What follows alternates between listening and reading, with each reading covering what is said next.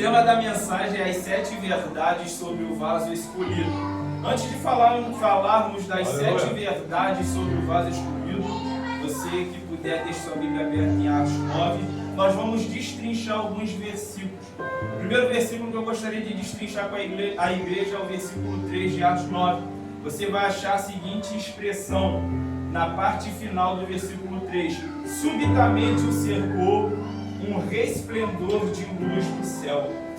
Perguntinha do Espírito Santo: que resplendor de luz do céu é essa? Repita comigo: Jesus. Jesus. Vou perguntar mais uma vez: que resplendor de luz é essa, igreja? Jesus. Pois bem, o versículo 3 de Atos capítulo 9 está dizendo que um resplendor de luz cercou Saulo. Partindo deste princípio, nós podemos fazer menção de uma verdade. E que verdade é essa, irmão Cleiton? Deus vai cercar seus inimigos. Eu vou repetir: Deus, ele vai cercar os seus inimigos. Versículo 4 de Atos capítulo 9, você vai achar a seguinte expressão. Versículo 4 de Atos capítulo 9: e caindo em terra, ouviu uma voz que lhe dizia: Saulo, Saulo, por que me persegues? Com base no versículo 4 de Atos capítulo 9, nós podemos fazer menção de uma verdade. E que verdade é essa, irmão Cleiton? Aprenda a dar às pessoas a oportunidade de se explicar. Eu vou repetir: aprenda a dar às pessoas a oportunidade de se explicar e também de se arrepender. Eu gostaria de fazer um gancho para o 2 Reis, capítulo 5, após a história de Naamã, mas dentro da história de Naamã ainda. Como assim, irmão Cleiton? Após o milagre de Naamã, a Bíblia vai relatar que Geazi vai atrás de Naamã, atrás de prata, atrás de ouro, e com mentira, falando que Eliseu falou aquilo que Eliseu não falou. Eliseu, profeta, homem de Deus, dotado de sabedoria e discernimento, ele vai dar a Geazi a oportunidade de se explicar. Ele vai dar a Geazi a oportunidade de se arrepender. Por quê? Porque o nosso Deus, ele é um Deus de oportunidades. E aí Eliseu vai olhar para Geazi e vai perguntar: aonde você foi? Quando Eliseu pergunta a Geazi, ele está dando a Geazi a oportunidade de confessar e de se arrepender. Mas Geazi vai dizer: o teu servo não foi a uma nem a outra parte. Aí Eliseu vai liberar a sentença. E qual é a sentença? Meu coração não foi contigo quando você foi. Então a lepra de Naamã se apegará e se agarrará a ti. Subiergnai com devasto e deplasna bladaster. Ou seja, para concluir este versículo 4, nós precisamos baixar, como eu posso dizer, o nosso pré-julgamento a respeito das pessoas. Por quê? Porque nós precisamos dar às pessoas a oportunidade de se explicarem. A Bíblia diz em Mateus capítulo 7 que com o mesmo, qual seria a palavra apropriada? Com a mesma dureza que eu julgar, eu vou ser julgado também. Então, o mesmo jugo que eu impor para vocês é o mesmo jugo que será colocado sobre mim. Quem entendeu, diga amém? Amém. Atos capítulo 9, versículo 5, a parte final você vai achar a seguinte expressão: duro é para ti recalcitrar contra os aguilhões. Eu vou repetir: duro é para ti recalcitrar contra os aguilhões. Com base nisso, nós podemos fazer menção de duas verdades.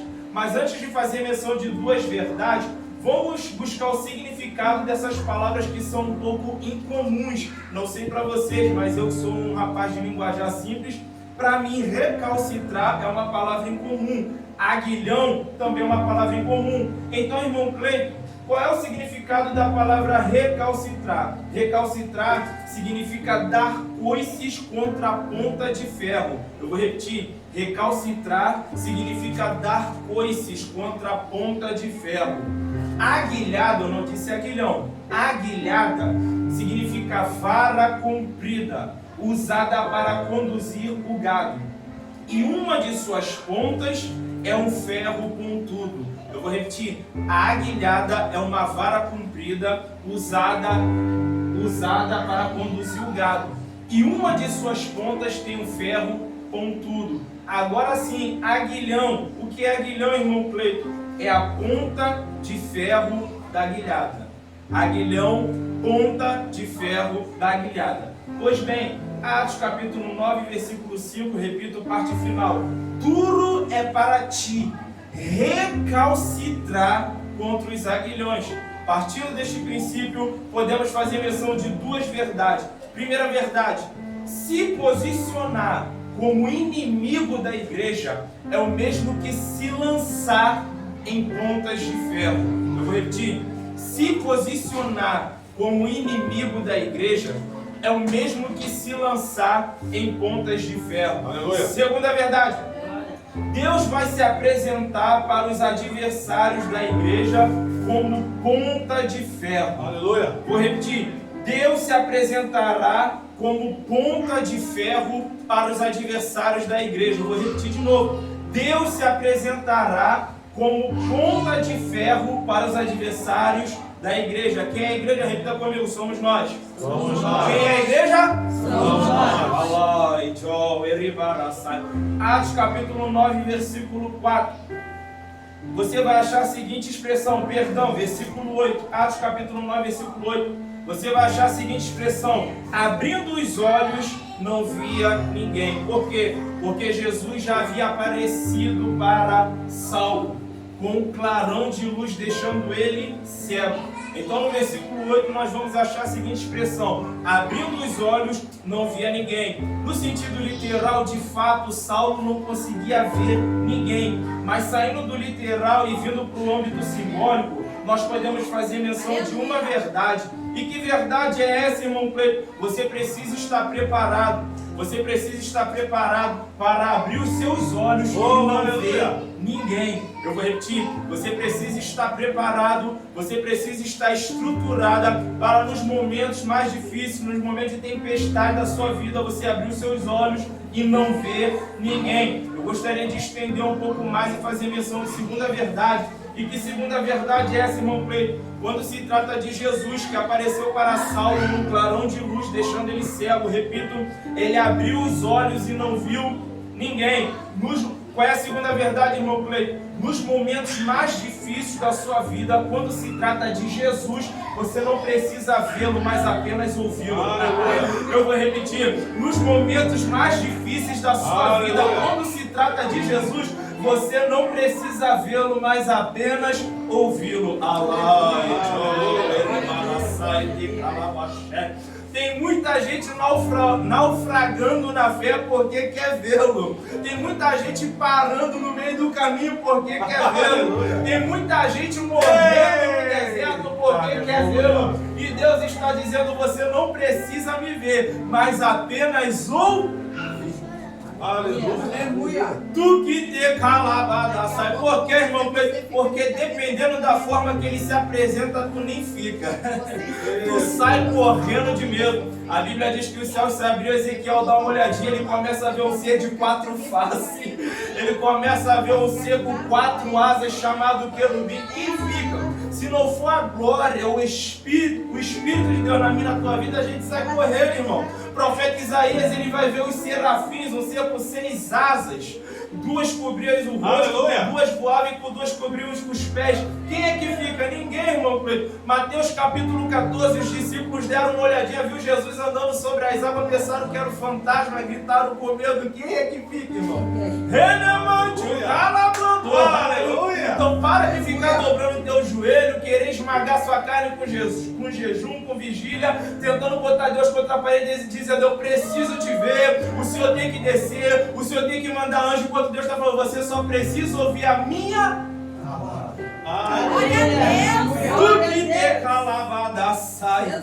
E eu encerro este versículo 8 dizendo que a palavra de Deus ainda é e sempre será o suficiente. Glória a Deus! O tema da mensagem é 7 verdades sobre o vaso escolhido, e a primeira verdade sobre o vaso escolhido é que o vaso escolhido, ele reconhece Jesus como Senhor. Ela reconhece Jesus como Senhor. Me prova isso, irmão Cleito, Atos capítulo 9, versículo 5, a parte A diz assim: quem és, Senhor? Saulo já foi tomado por um clarão de luz e ele pergunta: quem és, Senhor? A primeira verdade sobre o vaso escolhido, partindo do princípio que quem falou foi Deus, que Saulo era um vaso escolhido. Saulo ele vai reconhecer Jesus como dizendo: quem és, Senhor? Romanos capítulo 10, versículo 9 diz assim: a saber, se com a tua boca confessares ao Senhor Jesus e em teu coração creres que Deus o ressuscitou dos mortos, será salvo. Aleluia. Aleluia. Tem muita gente se autotitulando vaso escolhido, dizendo: eu sou escolhido de Deus. Muitas mulheres dizendo: eu sou escolhida do Senhor, mas não reconhece Jesus como Senhor. Quando, irmão Cleito, que eu reconheço Jesus como Senhor? Quando eu submeto a minha vontade à vontade da palavra dele. Nós vamos chegar lá. Segunda verdade sobre o vaso escolhido: o vaso escolhido quer conhecer a vontade de Deus para a sua vida. Repetir. Segunda verdade sobre o vaso escolhido: o vaso escolhido tem sede. Repita comigo: sede. Sede. O vaso escolhido, saindo do texto, trazendo para os dias de hoje, tem sede da palavra, tem sede da presença, tem sede de conhecer a vontade do Senhor. Prova isso, irmão Preto, na vida de Saulo. Atos capítulo 9, versículo 6 diz assim: e ele, tremendo e atônito, disse: Senhor, que queres que faça?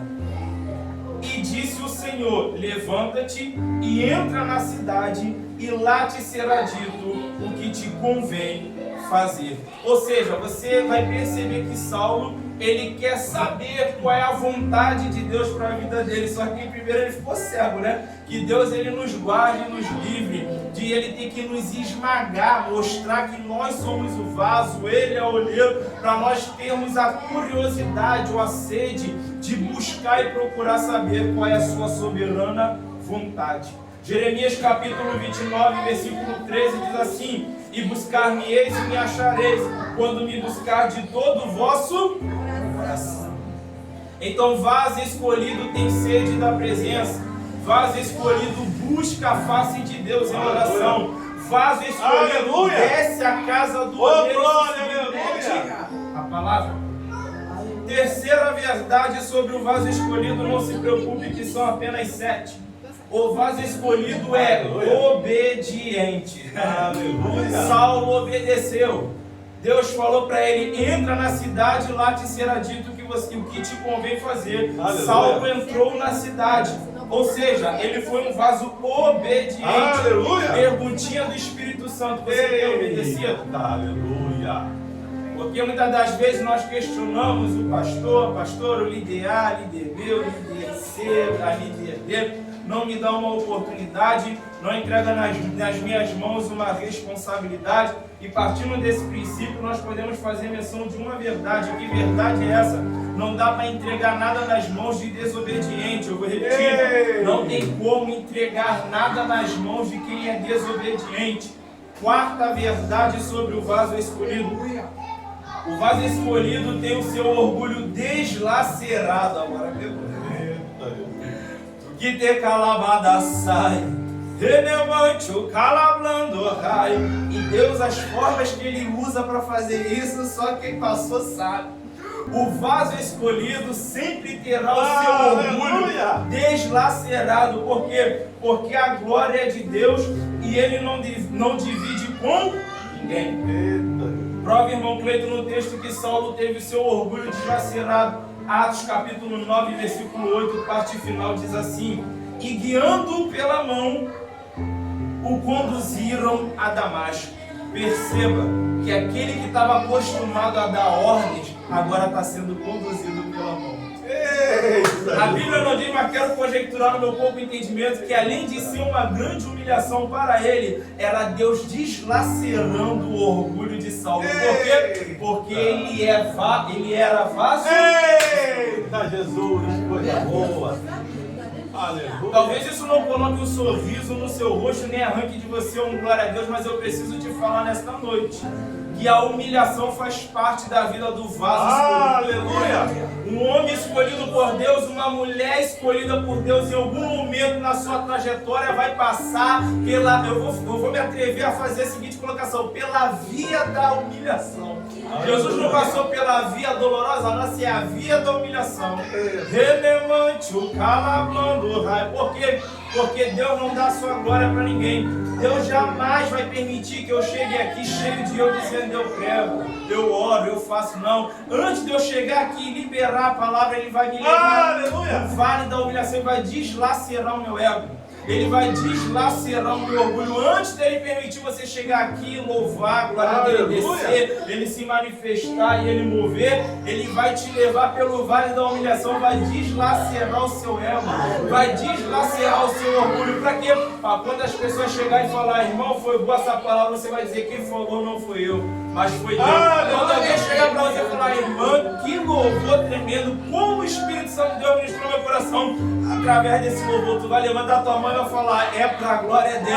Quando você orar, eu vou falar, irmão, a tua oração foi a minha resposta, você vai levantar a tua mão e vai dizer, é para a glória dele. Aleluia. Aí eu me lembro daquela palavra que diz, porque dele, por ele, para ele são todas as coisas.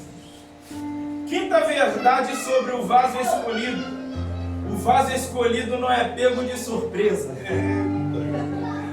Tu pode estar chorando hoje, mas eu quero acreditar no meu pouco entendimento que dificilmente que você está vivenciando hoje, Deus não te falou antes.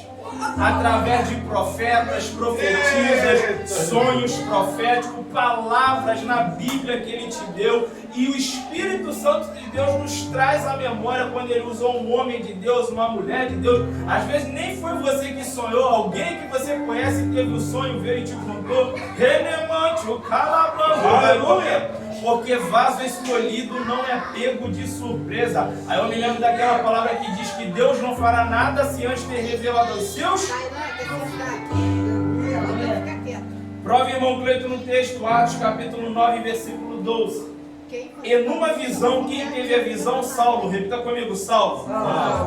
E numa visão, ele viu que entrava um homem chamado Ananias e punha sobre ele a mão para que tornasse a ver.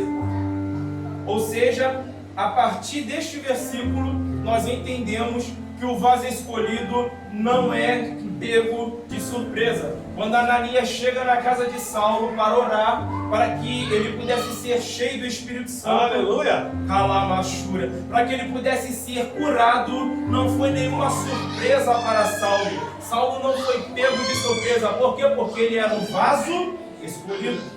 Partindo desse princípio, podemos fazer menção de uma verdade.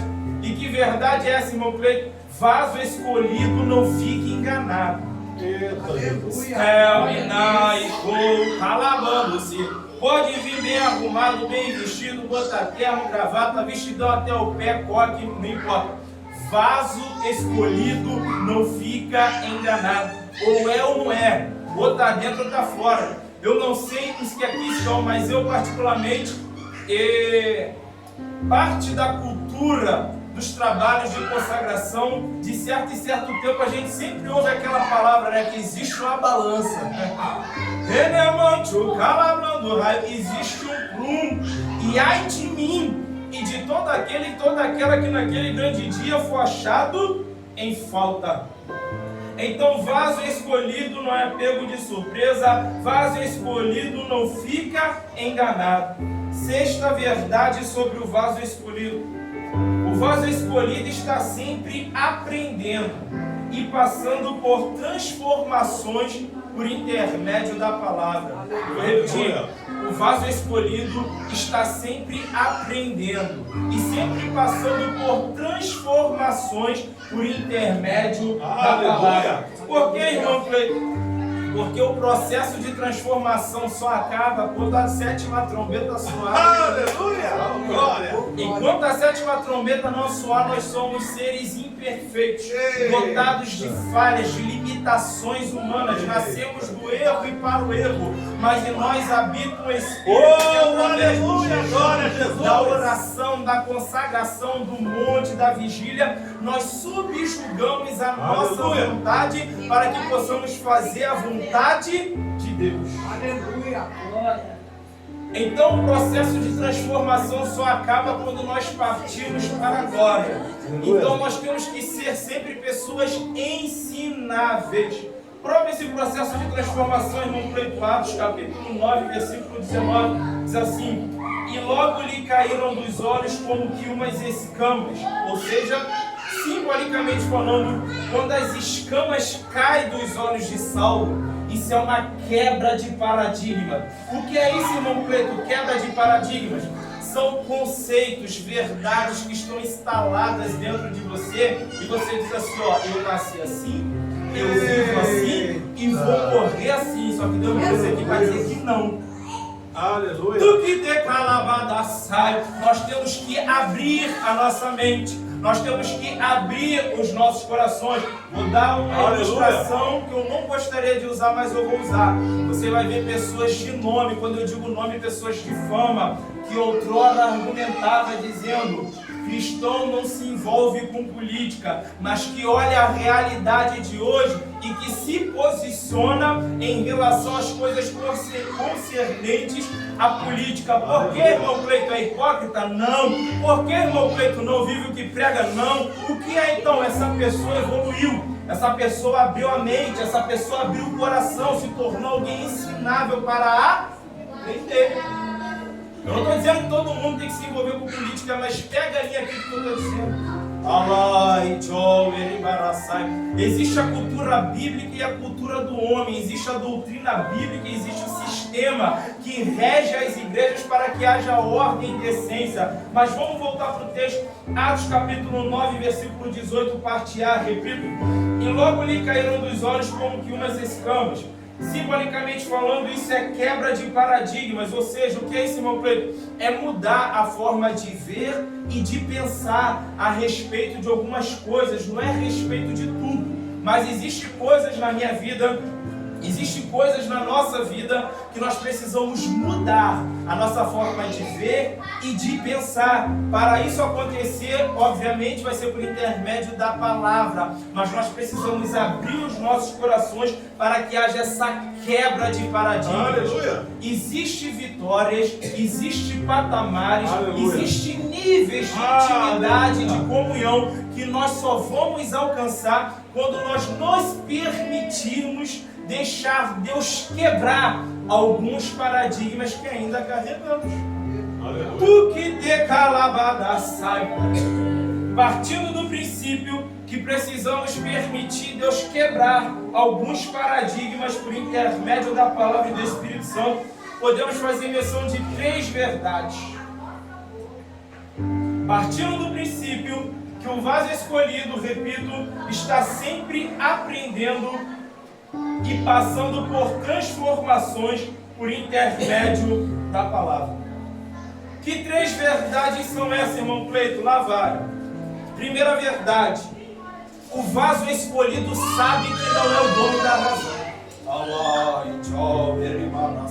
Eu vou repetir. O vaso escolhido sabe que não é dona da razão. Renemante, calabrando raio. Se você caminha junto com alguém que está sempre com a razão clara, irmãos, há uma diferença da minha verdade e a verdade que é inquestionável. O que eu acho, o que eu penso é questionável. Agora o que está na palavra, que de calabada sai. Segunda verdade: o vaso escolhido sabe que a sua verdade não é absoluta. Eita, Jesus. Renemante, o calabrando raio. Eu vou repetir. O vaso escolhido sabe que a sua verdade não é absoluta. Tu que te calabada sai. Terceira verdade: o vaso escolhido sabe que só existe uma verdade. Glórias ao Deus da verdade. Eu vou repetir. O vaso escolhido sabe que só existe uma verdade. João capítulo 14, versículo 6, e disse-lhe Jesus: eu sou o caminho, a verdade e a vida. Ninguém vem ao Pai senão por mim. Aleluia. Sétima verdade sobre o vaso escolhido, e aqui começamos a concluir. O vaso escolhido carrega consigo a certeza da restauração. O vaso escolhido carrega consigo a certeza da restauração. Atos capítulo 9, versículo 18, a parte final diz assim: e recuperou a vista, e levantando-se foi batizado. Ou seja, partindo do princípio de que Saulo recuperou, ou seja, tornou a ver, nós podemos fazer menção de uma verdade. E que verdade é essa, irmão? Existe algo que você perdeu, mas Deus me trouxe aqui nesta noite para dizer: eu estou te devolvendo. Aleluia.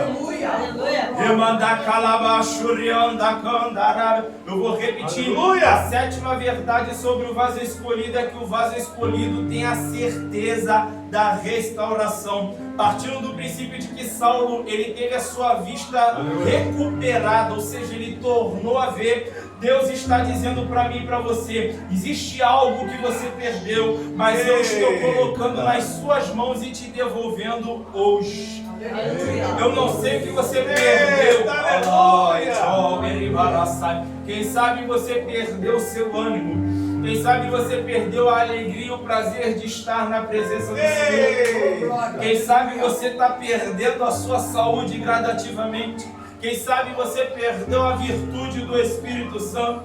Quem sabe você perdeu a autoridade do poder do nome que é sobre todo nome. Eu não sei o que você perdeu, mas Deus está dizendo: eu estou te restituindo e te restaurando hoje. Deus está te devolvendo algo hoje. Então receba autoridade em nome de Jesus. Receba graça em nome de Jesus.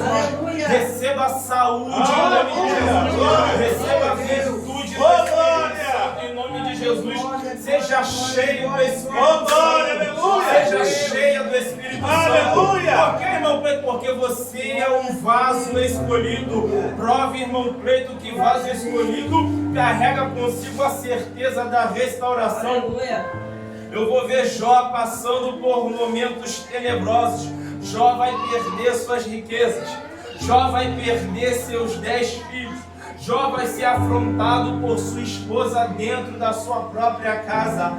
Mas na primeira etapa do seu sofrimento, Jó vai dizer: o Senhor deu, o Senhor tomou. Bendito seja o nome do Senhor. Na segunda etapa do seu sofrimento, Jó vai dizer: receberíamos apenas o bem da parte de Deus e não também o mal.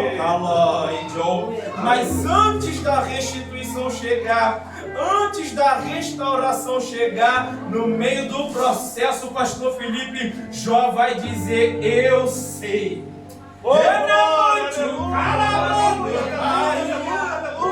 A minha esposa pode até não saber, o vizinho A, a vizinha B pode não saber, as pessoas que me cercam podem não saber, multidões podem olhar e não saber, mas eu sei.